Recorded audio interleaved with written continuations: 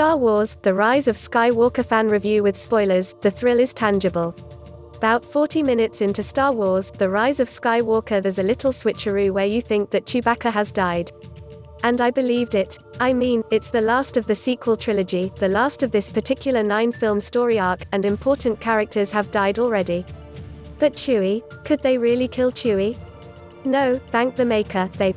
We mean J.J. Abrams, co-screenwriter Chris Terrio and Lucas's film president Kathleen Kennedy, did not.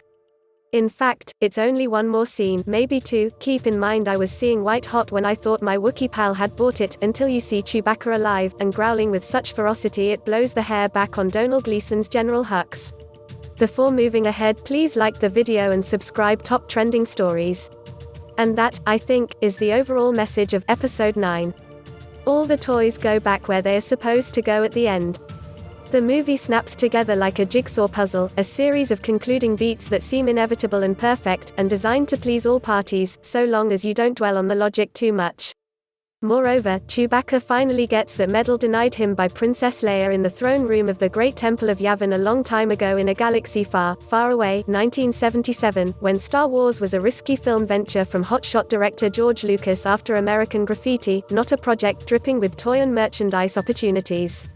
In 2015, I had the good fortune to see Lucas chat with Stephen Colbert at the Tribeca Film Festival. Lucas is an unusual person, to say the least.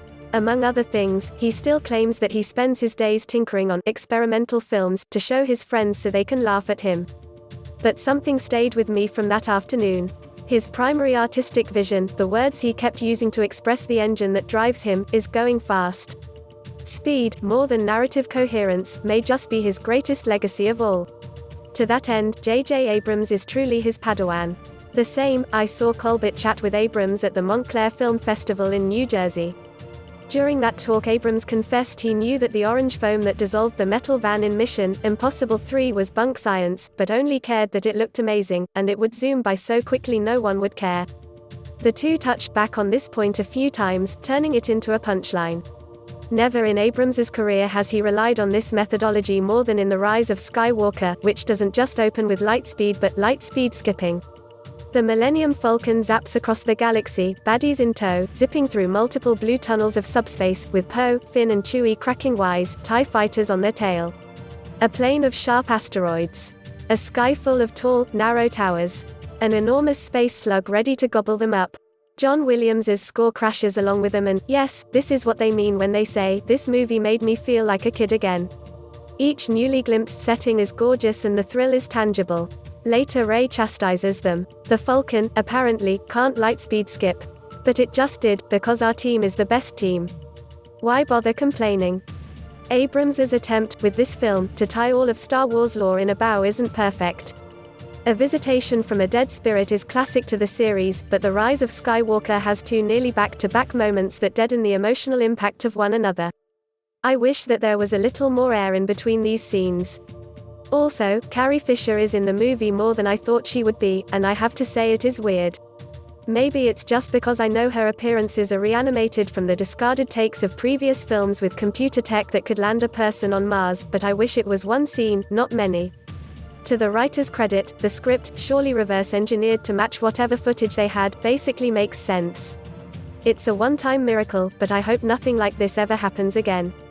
There are plenty of winks to the original series, but we're swimming in that at the moment thanks to the current and terrific TV series The Mandalorian. What The Rise of Skywalker does, which some may dislike, is whip the Emperor, aka Senator Sheev Palpatine aka Darth Sidious, out of nowhere and use him as a crutch to answer the question of Rey's heritage. To this I say, sure, whatever. What worked really well, though, is how Abrams and cinematographer Dan Mindel shoot Ian McDiarmid like a Hammer horror villain, interior lighting casting shadows on his face. He's hanging from a jib for some reason, in a pit you can only access by going under an enormous cube on a planet hidden by a cosmic storm. Star Wars. While Palpatine's lair looks incredible, it makes absolutely no sense that if Rey strikes the Emperor down on his command she will go to the dark side, but if she does so 10 minutes later she will be the hero of the galaxy. But this is what happens, and it works because the momentum of the movie makes it so. It's all too fast and too neat looking to give you a chance to question it. So I cheered. I can't explain it, but I cheered.